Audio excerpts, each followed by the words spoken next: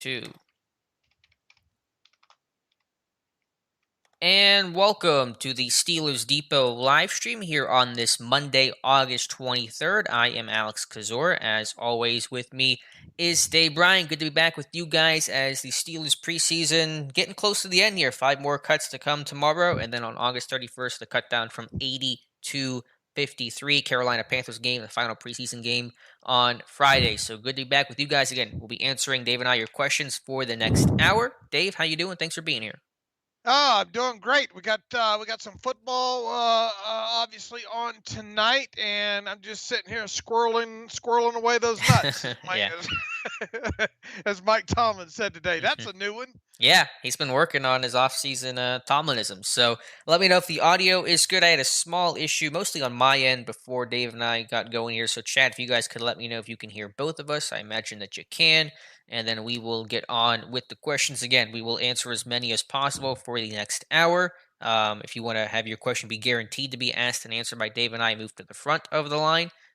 Please send a super chat and do that, and we will be good to go. So audio seems good. And so we will start and appreciate you all being here. I think looks like the first question comes from the last Stylebender with a question and a comment. A comment for Dave says, "Don't worry about being hard on Kendrick Green, Dave. We all want him to succeed and be a solid starter." Also, how do you guys think this is number 4 middle linebacker pick? Mine would be Marcus Allen. So your thoughts on Marcus Allen, Dave? Well, I mean, look, I think more than anything, he's proven that he at least deserves the to start the season number 4 on the linebacker depth chart. More obviously depends on what you need. If you need more of the Mac type, the run and chase type, that's him. By season's end, you would obviously hope that Buddy Johnson starts working his way up the up the depth chart there, but. Went into this off season or went into this year's training camp wondering, is Marcus Allen on the inside, on the outside? Where is he? Can UG3 get that spot? But I think everything we've seen so far, and special teams included and all, I think Marcus Allen's has more than gone about the way of earning a roster spot on the 53. So at that right now, I will be surprised if he's not on the 53. Yeah, I think, again, being that up back on the punt team is really crucial. I think Buddy Johnson probably tries to redshirt as much as possible this year, so he'll obviously make the team. But I think Marcus Allen could get the hat over him on game day. I will have my updated Steelers roster prediction tomorrow morning, and there are definitely a couple of changes there that are worth noting. So it will not be an exact copy of the last version. Let's see. Ron, I don't know how to pronounce it. I apologize, but the question is, has Presley Harvin III done enough to win the punter job? I think it's still close. I think his battle's not quite over yet. I wish they would punt more in the preseason. The first time I ever said that about a Steelers game, hoping for more punts, but just haven't done a whole lot of it the last 2 days. Jordan Berry could not punt, did not punt against the Lions, did not get the chance to. So I know we are all the fan favorites of Presley Harvin III and his story and his size and all that fun stuff, but this is a very real battle, and Jordan Berry's had a good camp, and I don't want to dismiss that. Boy, there's going to be some pitchforks and torches out if they cut Harvin in lieu of Jordan Berry. I also think it's close. Look, I mean, you've seen most of that stuff that's happened during training camp. All I have to go on so far is is obviously the preseason, but it does sound like it's close for whatever that's worth. So it'll be interesting to watch this play out the rest of the way. What are the odds? I know your information is more limited than mine, but what are the odds you think Harvin wins the job if you could put a percentage on it? I would put it probably higher than probably what you would put it at. I'd put it at like probably 65, 68, right around in there. Okay. You love the specificity, 60, 68. I'm still in that. Yeah, I'm around you. I was thinking like 65, 70%. I mean, 30% chance of not making it, still decent odds of him not making it. But hopefully, again, there'll be a chance of the punt in the finale. We've got a super chat here, a really generous one from our friend Double HH. Really appreciate it. $20 super chat, far too kind. Says, I went to the Eagles game, and wow, that was quite cathartic being able to watch a live football game. Luckily, got tickets to the game in LA during the regular season. I'll be well informed again listening to you guys, so no question, just a comment here. So glad you go to the Eagles game. I'm sure that was a ton of fun. I'm sure it's a lot of fun for fans getting to go to games this year. I'm sure it's great for players and just the overall atmosphere of football coming back. So really appreciate that, Double HH. Yeah, appreciate it. You couldn't get me in a stadium nowadays, Alex. You just couldn't do it.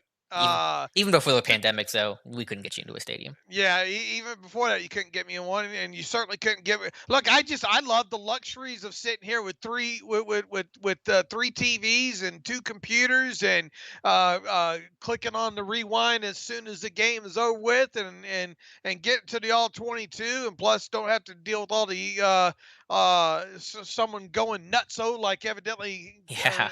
a couple people the other day at Heinz Field there, man. I have no use for that stuff. So I'm glad he enjoyed his trip there. But I think I have seen my last pro game in person, to be honest with you. But you got to make it out to training camp one of these days. Hopefully back at Latrobe Possibly, next year. possibly, we'll see. Ozzy, thank you for the kind words about the show. Also has a question. Actually says Harvin has done enough. So just a comment there saying that Harvin has done enough. It has been a good camp for Presley Harvin III, and I suspect a draft pick who overall has punted well will win the job, but don't want to guarantee it.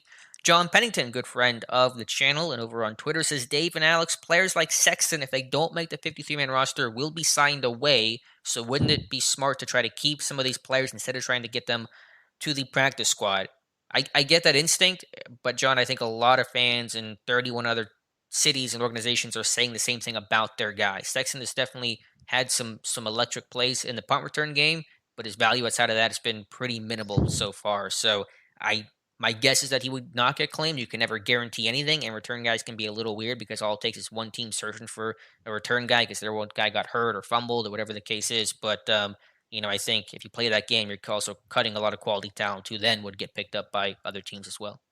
Yeah, you can go to any team message board right now, and there's probably or blog. They're probably talking about 5 guys that you can't cut because there's no way that they make it through waivers. Right.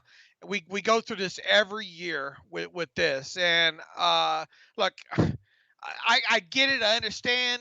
People liking some of these younger players there, but I mean, unless Sexton takes one to the house, really, and even then, I think it becomes kind of questionable there. I'll be shocked if Sexton is claimed off waivers. To be honest with you, Mm-hmm. and I think really at this point, anybody the Steelers cut at this point, the Roches and the Jameer Jones, and look, I mean, I'm rooting for those guys. It'd be nice to see one of those guys kind of make it, especially that young outside linebacker.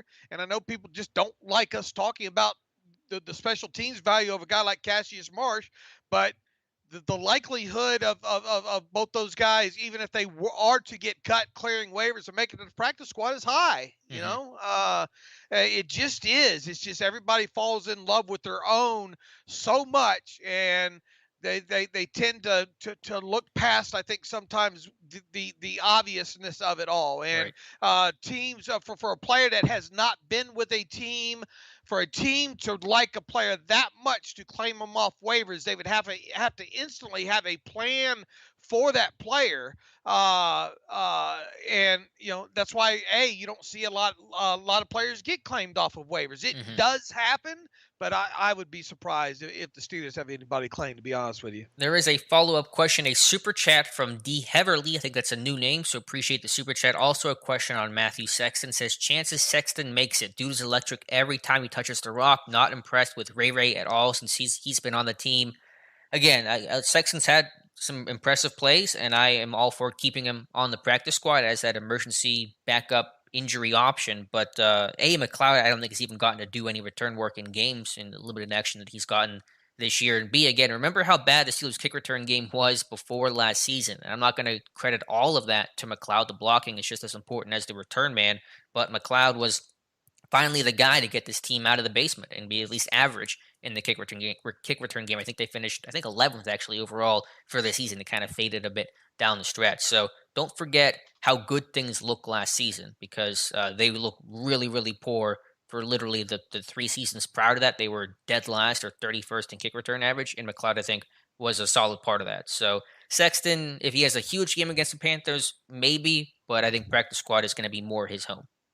Sexton's really going to have a a jaw-dropping finale against the Panthers. Look, we've seen guys like Stephon Logan, and I mean, we've seen the Roosevelt Knicks and those kind of things happen before, but it really is going to have to be one of those standout performances. Because look, I mean, quite honestly, how many receptions does Sexton have as far as the passing game goes? So we're talking about a guy that even though we have seen him on tape and have liked some of the things that he has done on tape in college, I mean, you've obviously seen a little bit of that stuff in practices, but what have we seen actually in under the lights when it really Hmm. matters? And we've heard Mike Tomlin talk about how under the lights weighs, like it or not, weighs heavily into some of the decisions with these guys. And you know, I've been all for trying to throw the football to him down the field, but it just hasn't happened in that. And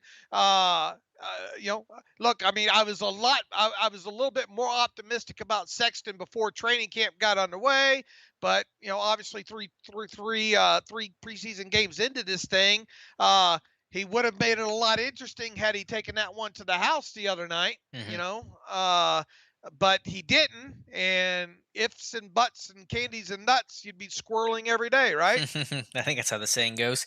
Oh, something like that. Something like that. Yeah, I mean, again, we're not trying to kick Sexton out here. We both like him. We both talked him up before camp, and I think we both want to have him on the practice squad, and that makes him one injury or one string of bad performances away from being elevated. So I want to keep him around. It's just he's only been a punt returner, hasn't done any kicks in a game yet, and if you're going to be a return guy, and only a return guy, you better do both. And he's only done punts so far. And make no mistake about it. Look, I mean, I am less married to Ray McCloud than Alex is. In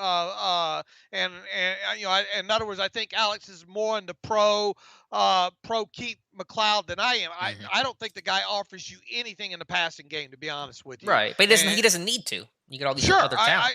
sure, I get that, but I just don't think I don't.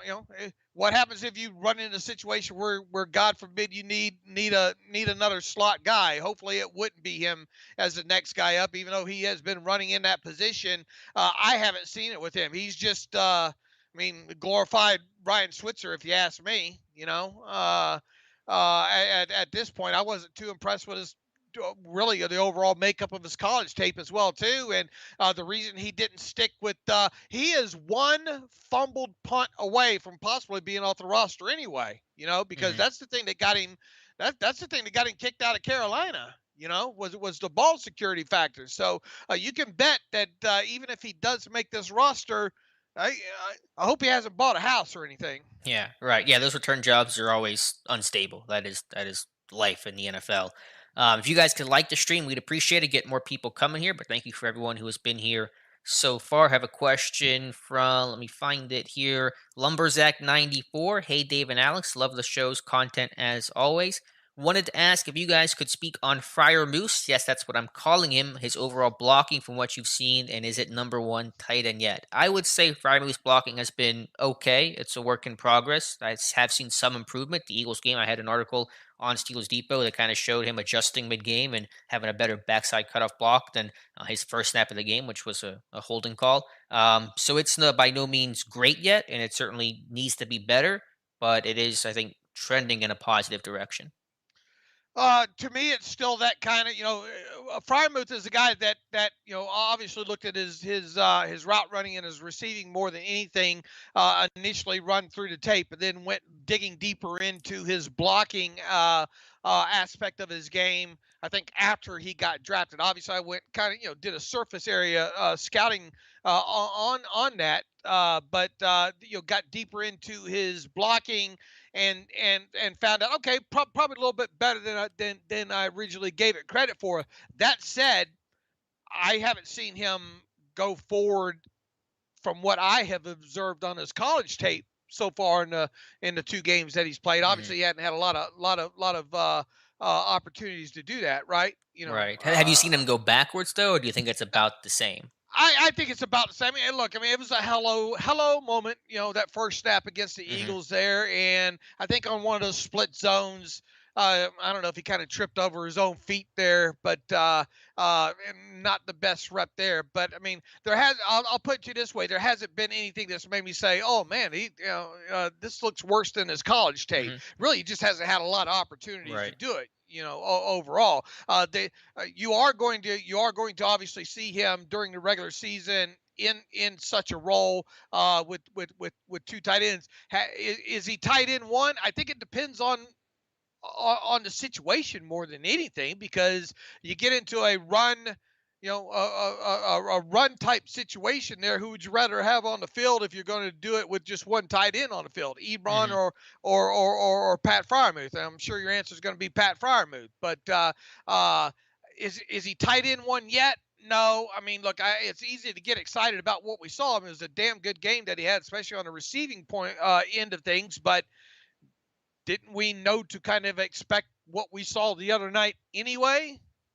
Sure, it's good to check that box. I would say the fact that and I agree with you, that he hasn't looked worse than college is a good sign considering the massive jump in competition that he's taken here in the NFL. So I think that's actually positive, even though it is kind of a plateau overall. But yeah, I I mean, think it is work in progress. the scouting report on this kid was he catches everything and he's very good in the red zone Hmm. coming out of college. All right, what did we see the other night? Right, exactly that for sure. Right. Speaking of tight ends, a question from Wes Hickcock: how do you feel about Ebron heading into the season, looking beyond your own grades, Alex and Dave? I still feel fine. I mean, obviously, he's going to take criticism, and rightfully so, for some of the inconsistency and drops. And I think his blocking has improved from last season, but it's still not. At best, it'll be average. Or it's still below that mark, I would say, right now. But I don't want to completely dismiss. I mean, this guy had caught 50 passes for over 500 yards and 5 touchdowns last season, which very few Steeler tight ends have ever done. And he definitely proved to be a weapon in the red zone. All 5 of his scores came inside the 20. So I don't want to dismiss that either, even though it is kind of in vogue to be hypercritical of Eric Ebron. I mean, he is what he is. Right. He is what he is, and he is what he has been. Other than catching a few more passes last year, and look, I mean, you stay healthy and stay on the field. That's going to happen. The last season with the Colts was cut short, right, by the ankle issue there. I mean, he's had some decent seasons, and he's another one that's really made his mark, really more so at the NFL level with the red zone production there. And now he's going to have a little bit of competition, I think, as far as that goes, with a guy like Pat Freiermuth and all. So, I mean, has my opinion of him changed? No, he's going to drop. Look, go ahead and get your sheets out right now and put him down for at least 7 drops, because Hmm. that's he's going to have that. Go ahead and put him down for about 5 blown blocks in run situations, because that's going to happen, and then put him down for at least 5 touchdowns, because I think that's going to happen as well too. Now, what is his overall? Will his reception totals be the same as they were last year? I have a feeling they're going to go down. You got a guy like Najee Harris. You got a lot of hands out that you got to Hmm. feed there. So I think his overall production, his receptions, and his reception yardage goes down. But I think the rest of the stuff, unfortunately, stays the same, and that means drops and blown Right. blocks and those kind of things. And hopefully they're just throwing a bit less than they were last season, which I think will bring down numbers across the board. Sure. Mutated Genome, how did Dan Moore Jr. grade out versus the Lions? I don't know his PFF grade. I think it was decent, but I don't know offhand. I don't know if you have that information from Clayton or somebody, Dave, but it's his first game at right tackle. And so I just watching the tape, I haven't gone through everything.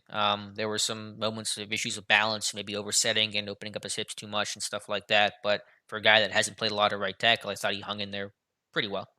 What are we talking about? His grade from against the Lions, or what? Yeah, from the Lions game. Mutated Genome's asking for the grade. I mean, I don't know if he's asking for the official PFF grade or a personal grade. I thought it was adequate given the circumstances. I mean, I thought his stat, for what I have focused on. I've been through it. I mean, you, you get spoiled with this thing. You run it all day on your TV. You look up and you keep it on loop there. But I mean, I've watched obviously all of his snaps, and I thought overall he graded out pretty well. As far as PFF, I'll have to look and see real quick what the grade was. I imagine he graded out extremely well in that game.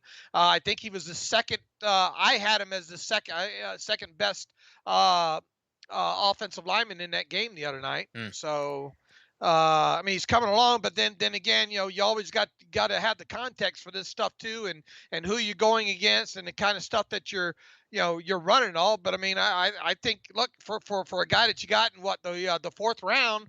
I mean, I think he's progressing well Hmm. at this point. I don't think he's going to start the season as a starter, but I think the possibility is certainly there should something happen.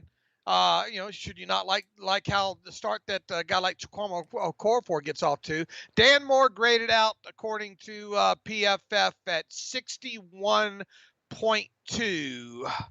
It's about And an average grade, 70s, high yeah, 70s are usually about high. average. Here's the offensive lineman. The way that the offensive lineman graded out. Okay.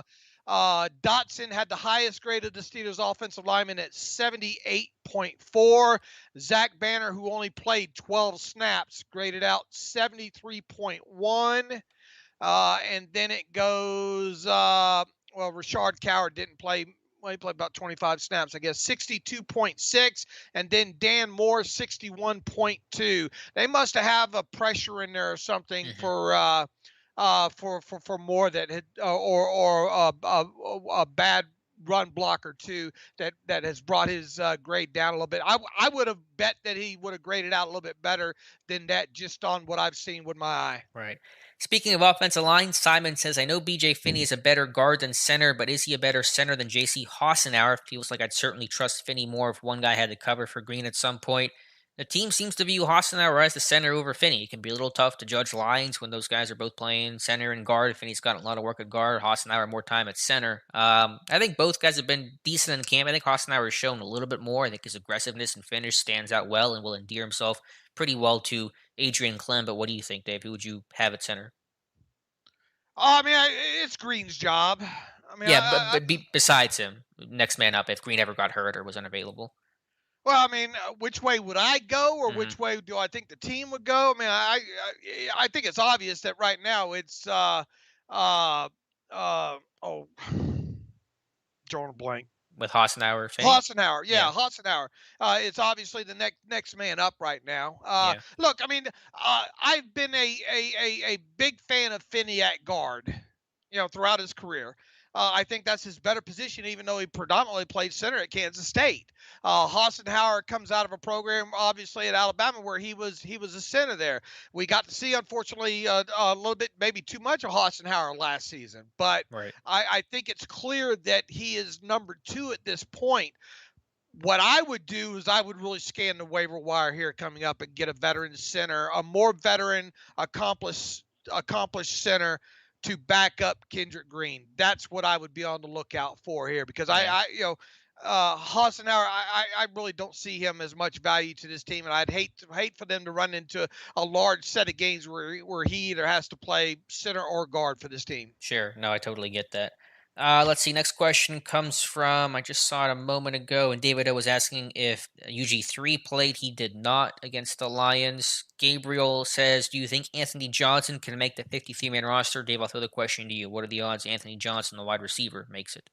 Man, I think it's tough. I think it would start with having to keep one less running back, and Alex and I talked a little bit about that on the podcast this morning there. So if you're willing to carry just three running backs and one fullback, that would obviously open up a spot on the offensive side of football if you wanted to keep the even split of 25-25 there. But even so, man, Alex, yeah, this is another one where I think we're you might be higher on Anthony Johnson, and I might be higher on Cody White. Hmm. But either way, uh, I would be surprised if Anthony Johnson makes a 53. I would be less surprised if White makes the 53 than Johnson making a 53. But you would probably be on the other side of the fence of that. I'm betting. I would, but I don't think either guy really has a good chance to make it because both guys can easily get through the practice squad. In my training camp grades, I compared Anthony Johnson to a quad A baseball player. Like, he's definitely got talent. He's really good practice squad material, but it's probably not enough to really stick in the NFL in any sort of meaningful way. He's versatile, a decent special teams player, but I mean, what's that like super standout actual trait? Probably nothing that gets him over the hump into actual like legitimate action. Right. I don't think either one makes it, but if I was to guess which one would Yeah. as the extra one, I would probably put my money on White, And I'd go whereas you Anthony Johnson. Yeah. and where you'd probably put your money on Anthony Johnson. Now you know, I'm working at a handicap here because you got to watch all the watch Mhm. all the training camp, but just from what I've seen so far in the game aspect, which obviously hasn't been much, but uh, I would lean towards White. Right.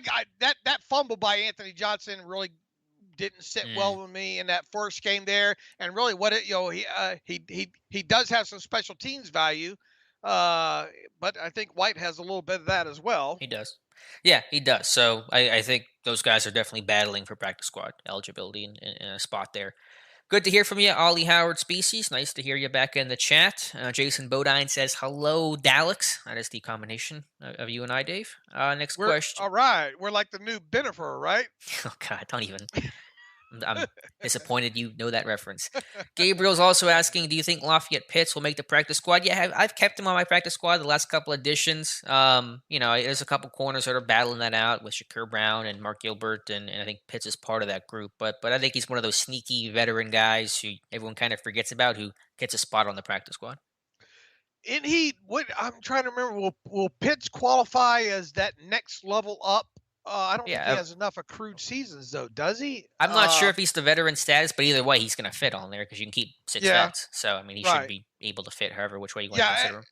as far as eligibility goes, yeah. I mean, after that nice pick that he had in his first game, though, I mean, really, it's kind of cooled off on him as well too. So, really, I think it's kind of a roll of a dice, which maybe cornerback probably lands there. Right. I mean, they should keep at least two, maybe three. So it is borderline, but I put him And on my roster prediction. and you would think Shakir Brown's going to be one of those two, or at least if you're a betting man, probably one of those two. Hmm. Uh, we'll have to see. I don't have a good feel which way that's going to go. Yeah. We'll see if one of these guys maybe sticks out here at the in the final game though.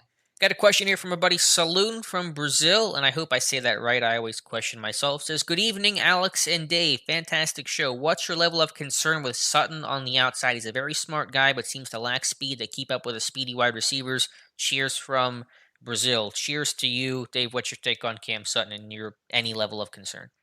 Look, I mean, I there is some level of concern. You saw him the other week there early against the Eagles get beat on the outside. If that throw, a lot of quarterbacks, good quarterbacks are not going to miss that throw. Hmm. There. That said, he is an extremely smart individual. Uh, as far as talent goes, I mean, we saw what was it? It wasn't last. Was it last year during the? It wasn't last year during the preseason. Maybe it was the preseason before that. But in the limited snaps that he has had to play outside so far, they haven't been awful. Here's the cop out here.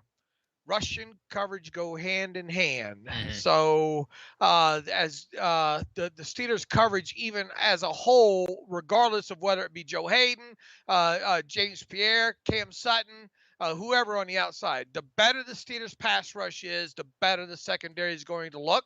Plain and simple. So if you're going to get in a situation where the Steelers secondary or Steelers front seven is not getting good consistent pressure on opposing quarterbacks, then you're probably going to see the secondary get shredded a little bit there.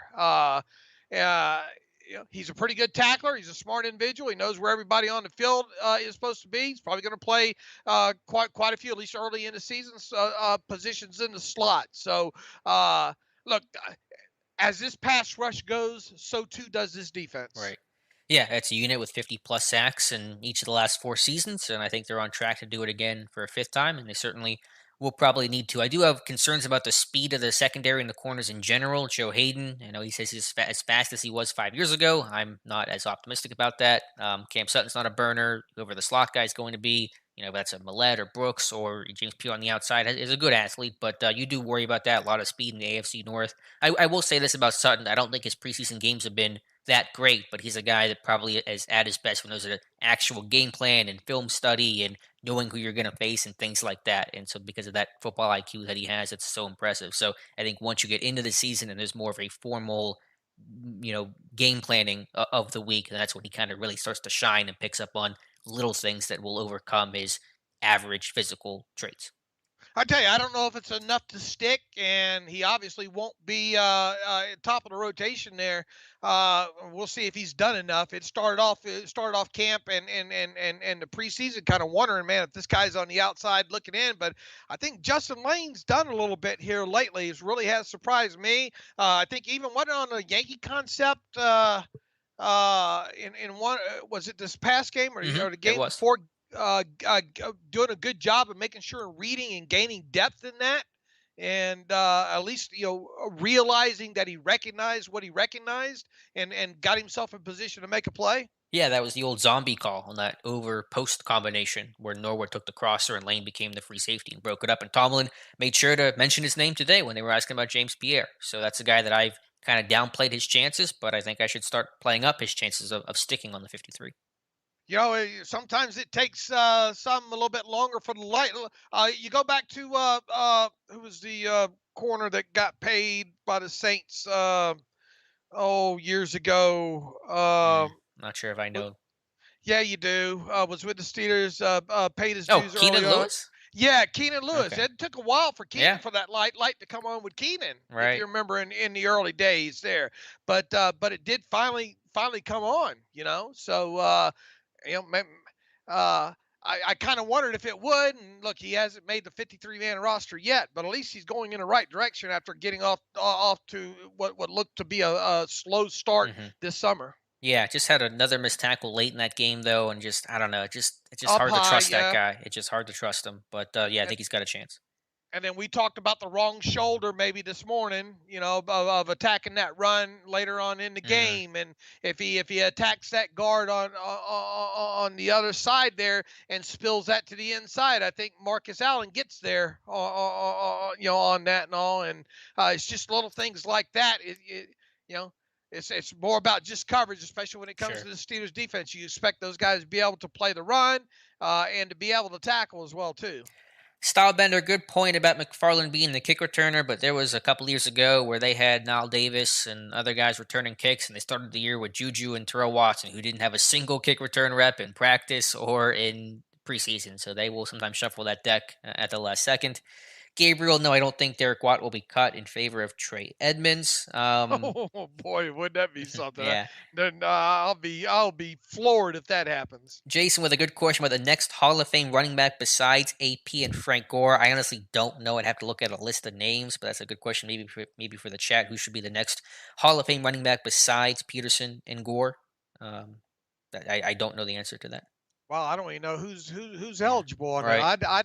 I'd have to look at the if you gave me a list, then I Sure. could work off of that. But I just don't keep that off the top of my head. And AP's still playing, so it's going to be 5 years until he got to be out of the game 5 years until Mhm. that happens. Gore just wasn't Gore last year. Gore, I don't think uh, he's officially. I don't think he's ever going to retire. So he'll never be in the Hall of Fame because he'll all be just be right. 70 playing. I don't think he's officially retired, but maybe I'm wrong. My Frank Gore news is not at the top of my chart.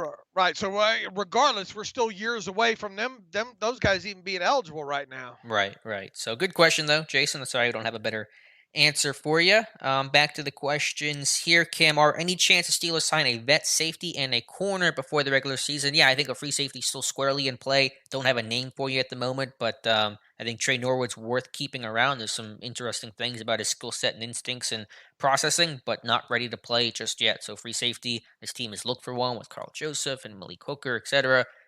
Would not be surprised if they added someone to be Minka's backup. I've been talking about the possibility of free safety all off season, hmm just like I was with outside linebacker early in the off season. I still think there's a strong possibility you see that and or a center slash guard type player. Cornerback, I think they're happy. I think they're happy with what they have on the depth chart right now at cornerback, especially if Millet's injury isn't serious. It doesn't sound like it is. Sounds like he might even have a chance to play against Carolina on Friday there. So I will be pretty shocked if they go out and get a cornerback at this point. But I think safety or a center are still in play here up until the last minute. Yeah, I think safety certainly much more than corner right now. I have a question here from, let's see, Rob Coe. What do we think currently the practice squad will look like? I guess top 7 names. We'll Mm. still see how the finale looks. Let me pull up my latest roster prediction from prior to the Lions game because my one post Lions game is going to look pretty similar. I think some guys who I think have good odds to make it. That is included with Trey Edmonds, Anthony Johnson, whoever loses between Zach Gentry and Kevin Rader, whoever loses out in the D line battle, Jameer Jones, Quincy Roche. If those guys don't make the 53, or Donovan both. or both, yeah, I have both on here. Donovan Steiner, I think, is a good bet for the practice squad as a safety. And so that's kind of a quick list of names who will probably be kept. They can keep 16, so there'll be a lot of names kept around. Yeah, look, you shuffle. It's easy to shuffle these, a good half of these 16 names every game, right? Hmm. Bugs, Mondeau, possibly both of those guys there. I kind of wonder now if UG3 is even worth keeping on the on the practice squad. I'm fairly convinced UG3, barring an injury, is not going to make the 53. Hmm. Has he done enough to stick around over a guy like Calvin Bundage, who I don't believe played in that game against Detroit? Did he? Correct. Did not. Neither did UG3 nor did Buddy Johnson. They only rolled with their top two lines at inside linebacker. Uh, you know, uh, what happens to BJ Finney if he's cut? Would he consider maybe going to the practice squad Yeah. and being one of those vet guys? I think you nailed it on either Zach Gentry or Kevin Rader. Whoever loses that battle probably going to be destined there. And which running back? I mean, that's a big question right now. Is Tony Brooks James, Fast Petey, what who else? I mean, it's a good question to have there.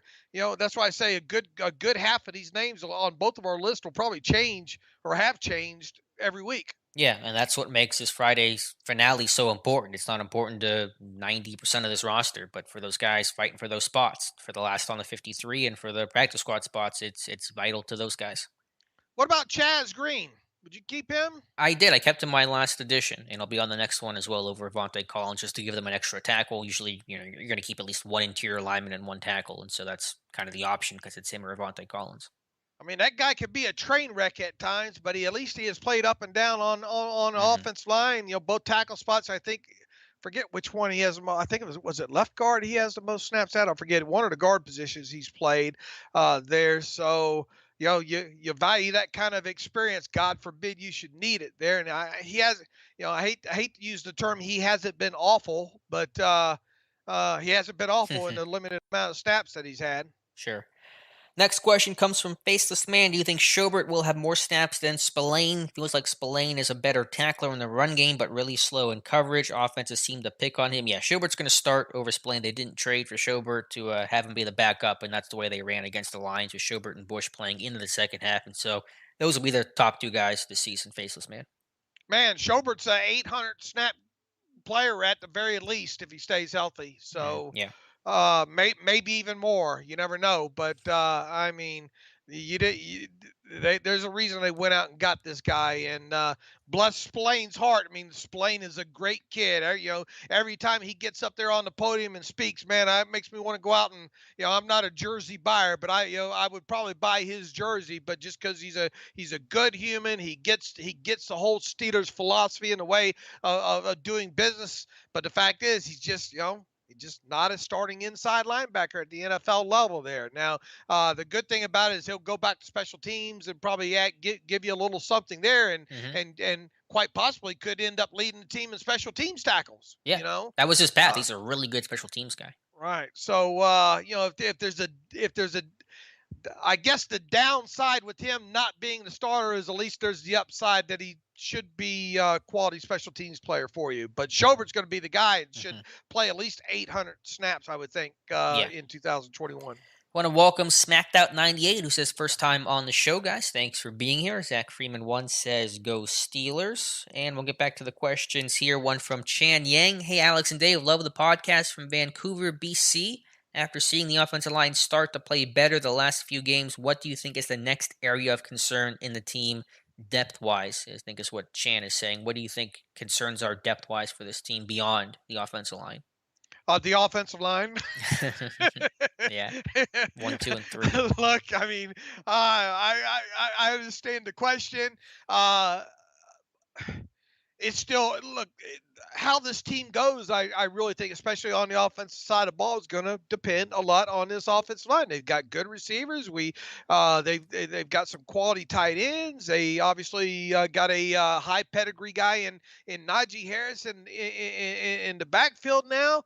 It the question marks still look, and it was a decent game for this offensive line against Detroit, but Detroit was without a lot of guys and all like that. And I know that's not the Steelers' fault there, but until we get about 3 or 4 games into this season, you can't help but your answer be, to say that there's still question marks about this offensive line. And until we can get some of those answered, I think it starts there. And once again, I think, people saying, well, Ben Roethlisberger this, Ben Roethlisberger that.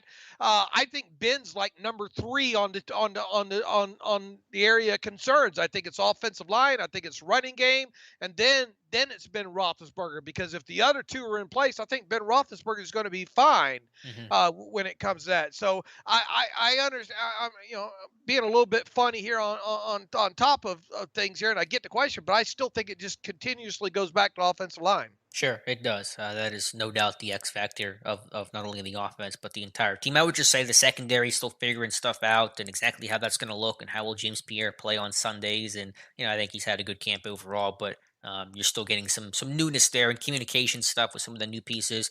That's always something you think about. But yeah, that would be my next concern, I suppose. Not it's a I, huge I concern. I tell you what, that outside linebacker position's come a long way. Yeah.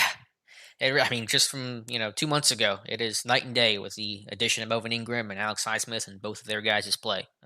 It's been impressive, and oh yeah, that number 90 is going to suit up for Week 1 as well. Yeah, and here's the thing: if you're in this chat and you're listening, say your rosary that they hold out Hightower and Ingram from that Friday game. I've seen enough there. I don't need to see anymore. Let the kids play this one. Let Hmm. let Roche and Jameer Jones and all get plenty of snaps there, because man, what I've seen out of Ingram and Highsmith right now, I've seen enough, man. Rest those guys. A lot of questions about the O line here. One from Simon: is Dan Moore going to be the backup swing tackle? And if so, will we see Haeg cut? I think Moore could be, but even if he is, I would still keep Haeg because I don't know what you benefit by cutting him. You're not saving a lot of money. The comp stuff isn't going to play a factor, and he's still a decent run blocker that's going to be at least a weekly inactive and excuse me, next man up if there's an Bless you. injury. So excuse me. Bless you. So yeah, I would still keep Haig just to at least be that inactive because there's really no strong benefit to cutting him.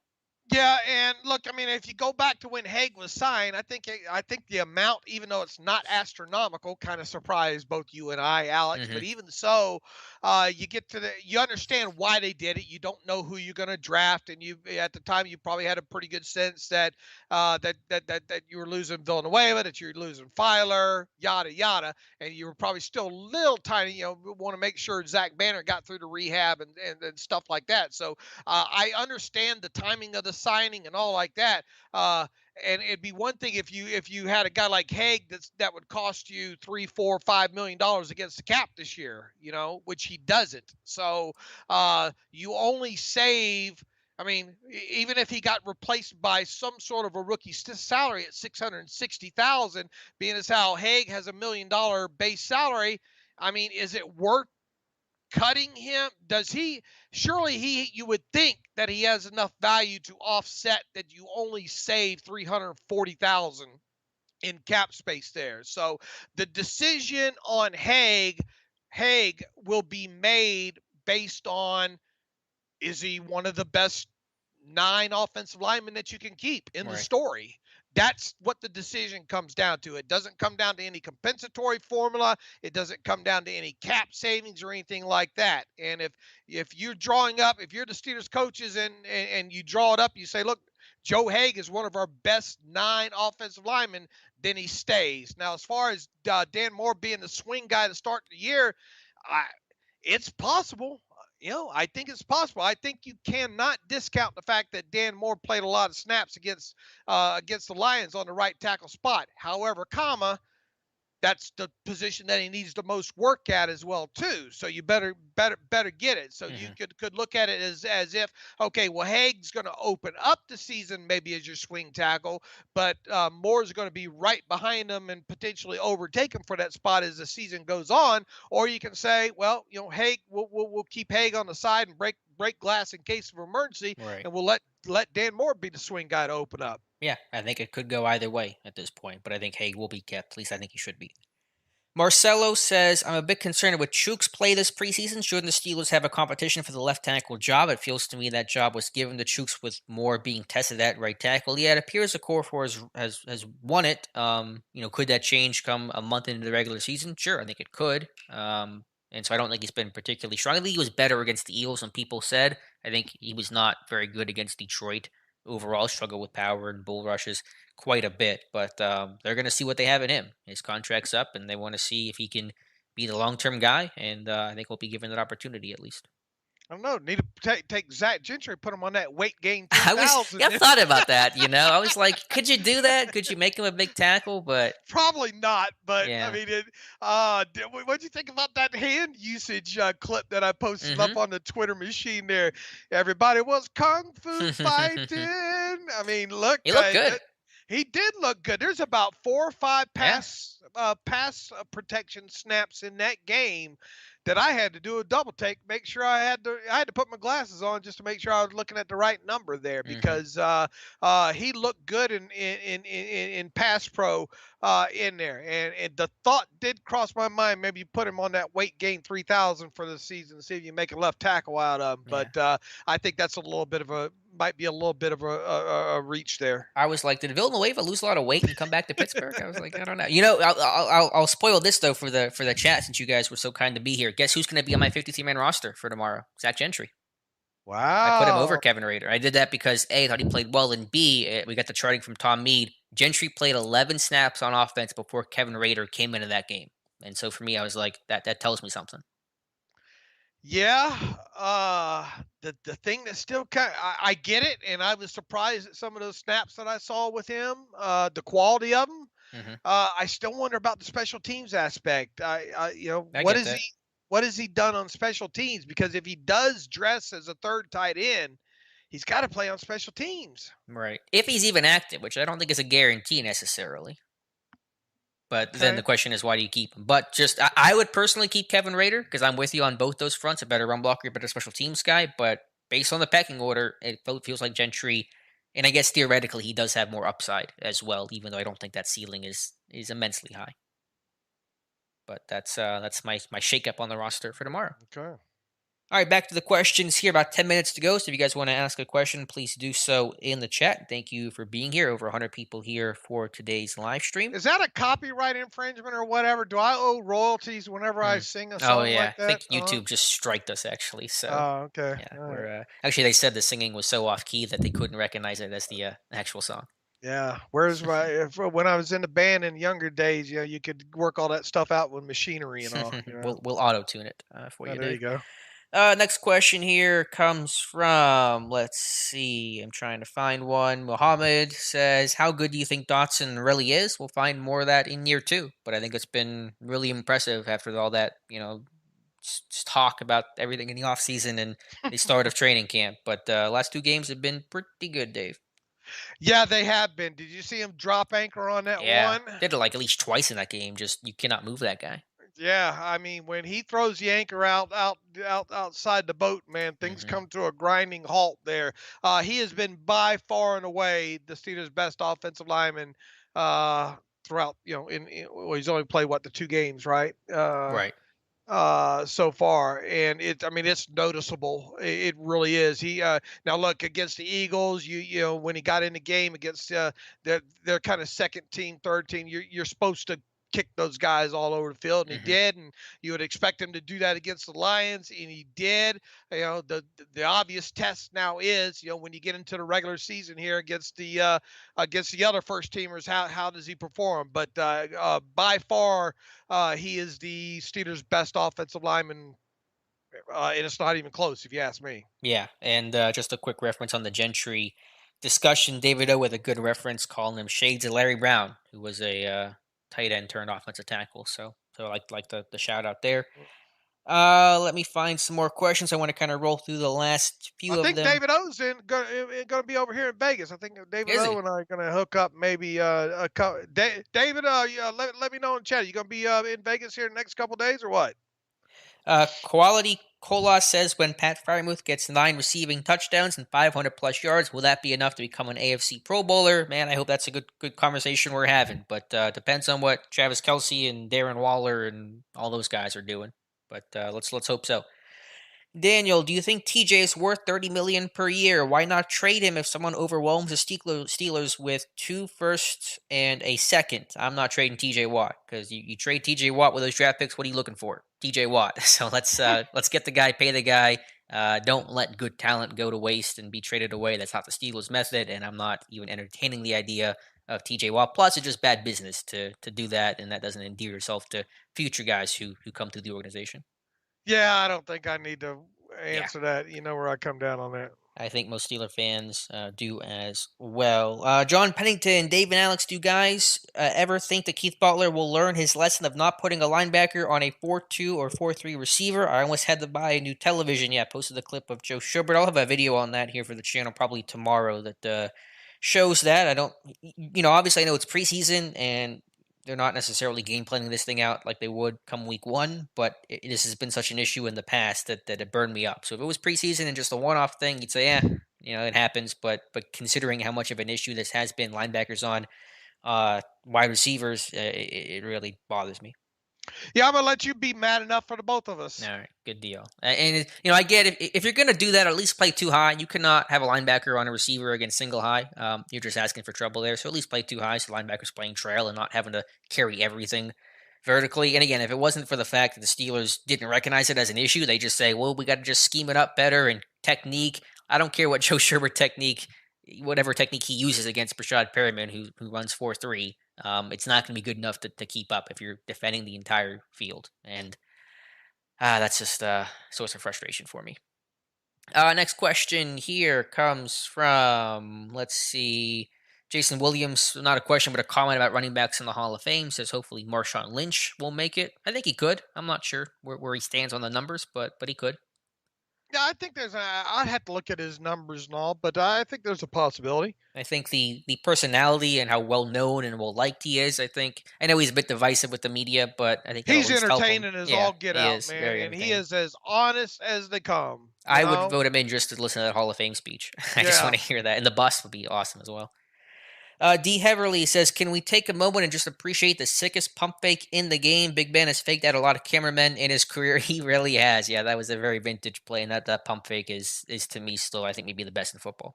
Yeah, I still have ice on my arm for that the other Mm-hmm. night. That hurt. I don't know how he does it, man. To something as demonstrative as that, and be able to hold on to football and not rip all the tendons in your arm. Right. I mean, that was that lets you know that elbow's okay, I think. Mm-hmm. I would say so.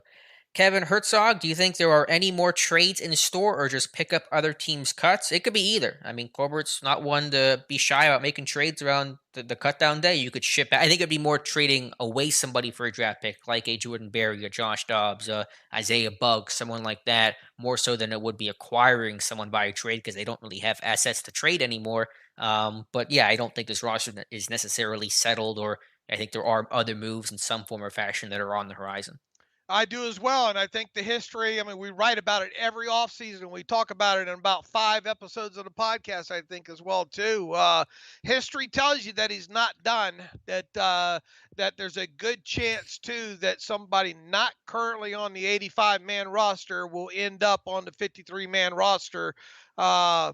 We'll see. I'm with Alex, though. I think if there's any trading that goes on now, it's the Steelers dealing something away to maybe get, I don't know, fifth, sixth, seventh, some, but who knows, with Colbert there. I think any addition that comes, I mean, not ruling out a trade, but it's probably going to be a lower level guy, either a safety or a center that doesn't make a cut that you get for a minimum or near minimum price. So, in fact, I'll be shocked if he doesn't make at least one deal and get a draft pick, and if he doesn't sign at least one more player cut by another team. That's where Mhm. I am on this, just based on history alone with him, and because the holes kind of dictate that that's what he does. Yeah, I think so. History has kind of told that story as well.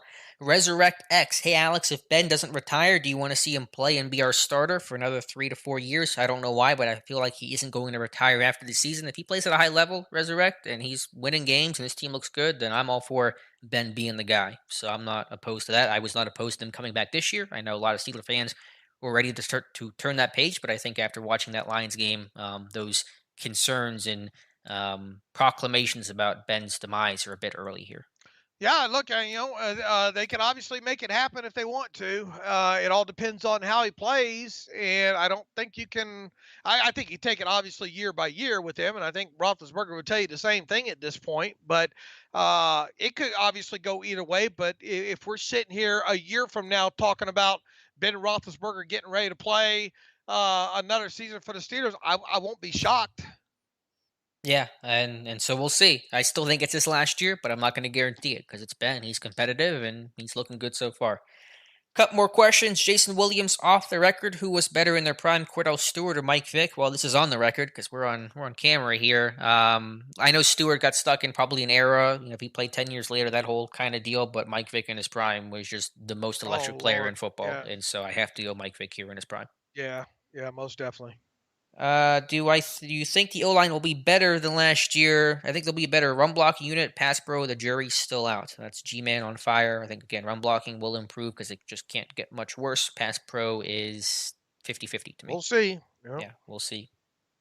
Let's see any more questions. That might be just about it. Lumberzack talking about the report about TJ Watt signing after the Panthers game. I don't know That's if no that. surprise. I mean, Yeah. here's the thing to look out for, because if there is once you get technically into the week one of the season, so in other words, after the final cut down comes, uh, whenever that happens, you obviously have those few days before the actual first game takes place there. Hmm. With it, once you get into that realm of things, is when you can automatically take whatever roster bonus that you give a guy, if you give him a roster bonus, and automatically have that treated like a signing bonus. Okay. Okay. And then thus prorated out there. So that might be part of the plan here. We've seen them most recently, I think, do this with Stephon Tuitt and maybe even Cameron Hayward. I can't remember Cameron Hayward part of his what was a roster bonus or not. But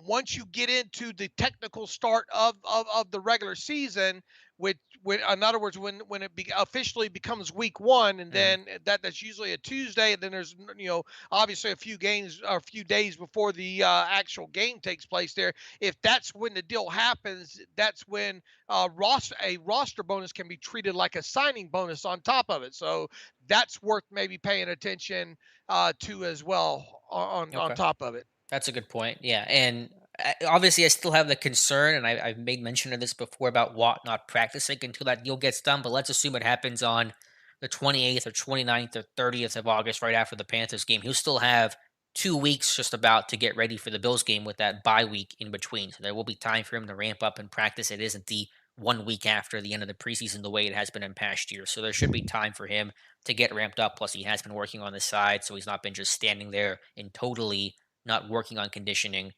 throughout the summer.